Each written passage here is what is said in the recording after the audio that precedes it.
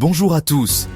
Dans cette vidéo, nous allons parler de l'une des plus grandes tragédies naturelles qui a frappé Haïti au XIXe siècle, le tremblement de terre de 1842. Une catastrophe qui a non seulement dévasté le pays, mais qui a aussi marqué un tournant important dans son histoire. Voyons ensemble ce qui s'est passé. Le 7 mai 1842, Haïti a été frappé par un tremblement de terre dévastateur, principalement dans le nord du pays, notamment dans la ville du Cap-Haïtien, qui était alors l'un des principaux centres commerciaux du pays. Ce tremblement de terre a été d'une grande intensité, causant des destructions massives. Le Cap-Haïtien a été presque entièrement détruit, avec des milliers de morts sous les décombres. Le tremblement de terre était extrêmement violent, suivi d'un raz-de-marée qui a exacerbé les destructions.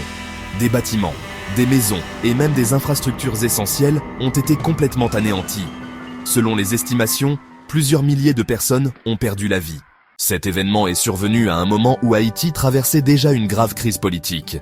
Jean-Pierre Boyer, président d'Haïti depuis 1820, était à la tête du pays, mais son pouvoir était de plus en plus contesté. Le tremblement de terre n'a fait qu'aggraver cette situation. En plus des difficultés économiques, le pays faisait face à des défis importants, notamment la reconstruction après la guerre d'indépendance et la gestion des terres agricoles. Cette catastrophe a plongé Haïti dans une crise encore plus profonde.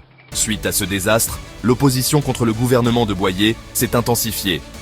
En 1843, cette révolte a culminé avec la révolution menée par Charles Rivière Hérard et d'autres opposants qui ont renversé Boyer.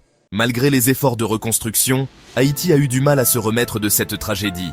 Les crises politiques et économiques ont continué de secouer le pays pendant de nombreuses années. Cela a eu un impact significatif sur le développement d'Haïti et a renforcé les divisions internes.